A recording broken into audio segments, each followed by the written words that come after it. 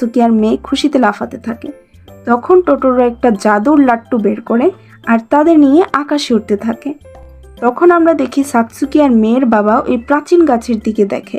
অন্যদিকে সাতসুকি আর মেয়ে ওই গাছের উপরে বসে টোটোরোর সাথে আজব বাদ্যযন্ত্রটি বাজাতে শুরু করে।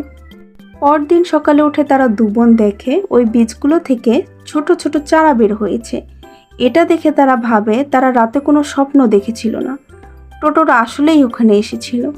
একটু পর তারা দাদির ক্ষেত থেকে সবজি তুলতে যায়। ঠিক তখনই হসপিটাল থেকে চিঠি আসে। সাতসুকি এটা দেখে ভয় পেয়ে যায়, সেভাবে সম্ভবত তার মার কিছু হয়ে গিয়েছে। তাই সে কান্তার আঙ্কেলের বাসায় গিয়ে তার বাবাকে কল করে। তার বাবা তাকে বলে তার মায়ের শরীর একটু খারাপ হয়ে গেছে, তাই তার মা আরও কিছুদিন হসপিটালে থাকবে। এটা শুনে সাতসুকি আর মেয়ের মন অনেক খারাপ হয়ে যায়, আর মেয়ে তো কান্নাই শুরু করে। পরবর্তী পার্ট দেখার জন্য আমাদেরকে ফলো করুন।